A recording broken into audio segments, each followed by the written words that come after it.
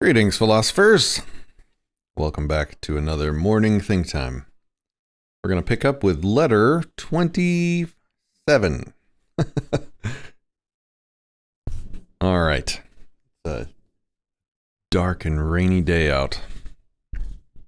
So I'm just going to recline in this chair and read some Seneca. Quote, "So you're giving me advice, are you? You say. Have you already given yourself advice then? Have you already put yourself straight? Is that how you come to have time for reforming other people?" End quote. No, I'm not so shameless as to set about treating people when I'm sick myself. I'm talking to you as if I were lying in the same hospital ward about the illness we're both suffering from, and passing on some remedies. So listen to me as if I were speaking to myself. I'm allowing you access to my inmost self, calling you in to advise me as I have things out with myself. I proclaim to my own self, count your years and you'll be ashamed to be wanting and working for exactly the same things as you wanted when you were a boy. Of this one thing make sure against your dying day, that your faults die before you do. Have done with those unsettled pleasures which cost one dear. They do one harm after they're past and gone, not merely when they're in prospect. Even when they're over, pleasures of a depraved nature are apt to carry feelings of dissatisfaction, in the same way as a criminal's anxiety doesn't end with the commission of a crime, even if it's undetected at the time. Such pleasures are insubstantial and unreliable. Even if they don't do any harm, they're fleeting in character. Look around for some enduring good instead. And nothing answers this description except when the spirit discovers for itself within itself. A good character is the only guarantee of everlasting carefree happiness. Even if some obstacle to this comes on the scene, its appearance is only to be compared to that of clouds which drift in front of the sun without ever defeating its light. How soon will you be fortunate enough to attain to this happiness? Well, you haven't been dragging your steps up till now, but your pace could be increased.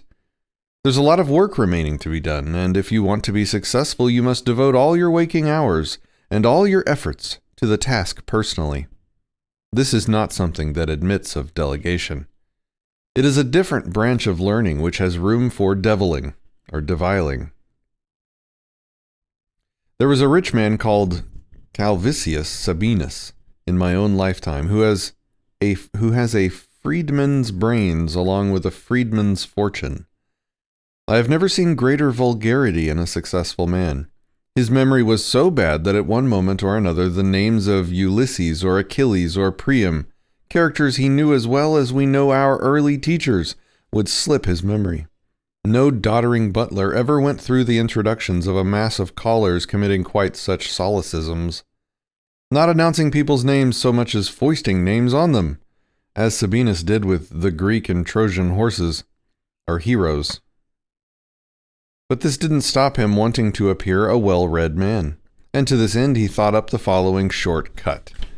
He spent an enormous amount of money on slaves, one of them to know Homer by heart, another to know Hesiod, while he assigned one apiece to each of the 9 lyric poets. That the cost was enormous is hardly surprising. Not having found what he wanted in the market, he had them made to order. After this collection of slaves had been procured for him, he began to give his dinner guests nightmares. He would have these fellows at his elbow so that he could continually be turning to them for quotations from these poets which he might repeat to the company, and then, it happened frequently, he would break down halfway through a word. Setelius Quadratus, who regarded stupid millionaires as fair game to be sponged off, and consequently also fair game for flattery as well as, and this goes with the other two things, fair game for facetiousness at their expense, suggested to him that he should keep a team of scholars to pick up the bits. On Sabinus's letting it be known that the slaves had set him back 100,000 sesterces apiece, he said, "Yes, for less than that you could have bought the same number of bookcases." Sabinus was nonetheless quite convinced that what anyone in his household knew, he knew personally. It was Cetilius again who started urging Sabinus, a pale and skinny individual whose health was poor, to take up wrestling. When Sabinus retorted, "How can I possibly do that?" "It's as much as I can do to stay alive," Cetilius answered. "Now please don't say that. Look how many slaves you've got in perfect physical condition. A sound mind can neither be bought nor borrowed, and if it were for sale, I doubt whether it would find a buyer. And yet unsound ones are being purchased every day. But let me pay you what I owe you and say goodbye." Quote, "Poverty brought into accord with the law of nature is wealth." Epicurus is constantly saying this in one way or another, but something that can never be learnt too thoroughly can never be said too often. With some people, you only need to point to a remedy. Others need to have it rammed into them. Letter 28. Do you think you are the only person to have had this experience?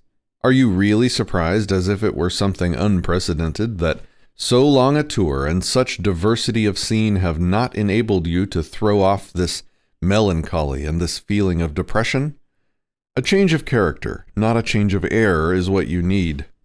Though you cross the boundless ocean, though, to use the words of our poet Virgil, quote, "lands and towns are left astern," end quote.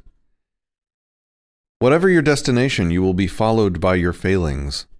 Here is what Socrates said to someone who was making the same complaint. Quote, "How can you wonder your travels do you no good when you carry yourself around with you? You are saddled with the very thing that drove you away. How can novelty of surroundings abroad and becoming acquainted with foreign scenes or cities be of any help? All that dashing about turns out to be quite futile. And if you want to know why all this running away cannot help you, the answer is simply this. You are running away in your own company. You have to lay aside the load on your spirit. Until you do that, nowhere will satisfy you. Imagine your present state as being like that of the prophetess whom our Virgil represents in a roused and excited state, largely taken over by a spirit not her own. Quote, "The Sibyl raves about as one possessed, in hopes she may dislodge the mighty god within her bosom." End quote. You rush hither and thither with the idea of dislodging a firmly seated weight, when the very dashing about just adds to the trouble it causes you, like the cargo in a ship, which does not weigh her down unduly so long as it does not shift. But if it rolls more to one side than the other, it is liable to carry the side on which it settles down into the water. Whatever you do is bad for you, the very movement in itself being harmful to you, since you are in fact, shaking up a stick man. Once you have rid yourself of the affliction there, though, every change of scene will become a pleasure. You may be banished to the ends of the earth, and yet in whatever outlandish corner of the world you may find yourself stationed, you will find that place where, whatever it may be like, a hospitable home.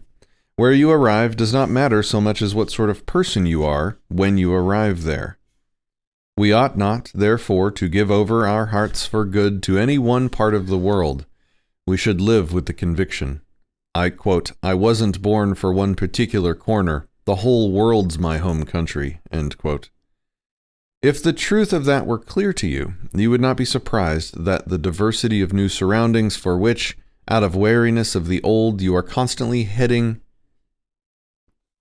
If the truth of that were clear to you, you would not be surprised that the diversity of new surroundings for which, out of weariness of the old, you are constantly heading, fails to do you any good.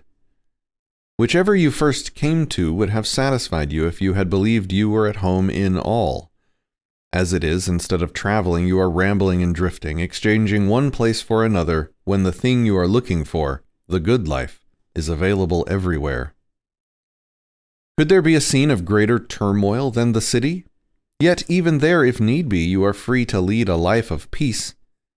Given a free choice of posting, though, I should flee a long way from the vicinity, let alone the sight of the city.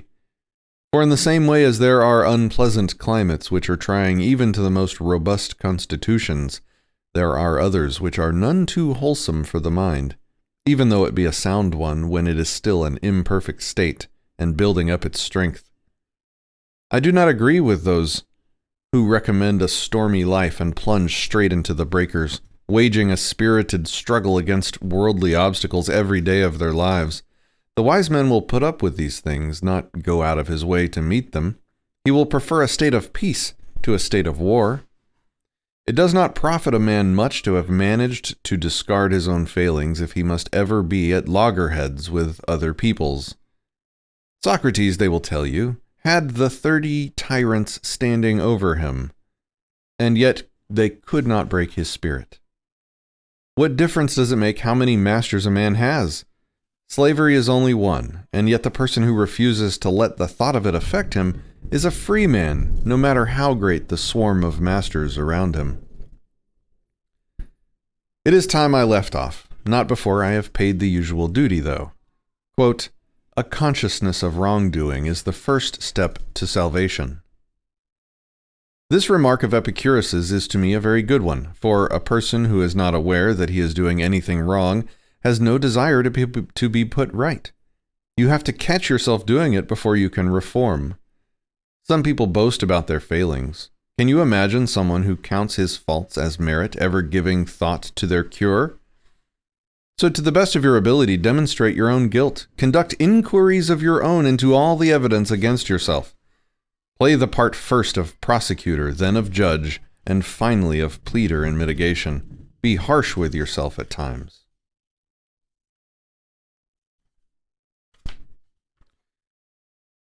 All right, I'm going to have to make today a short one, everybody. I've got a lot to do. So with that in mind, I'm just going to have a relaxing day. It's rainy outside. I'm having excellent conversations remotely with friends today, and I'm going to try and just sort of slow down a little bit and stay productive, but while I stay peaceful and enjoy my conversations. Yeah, no new amazing wisdom for you guys today. Sorry about that. Sorry I can't do that every day. All right, have a great day, guys.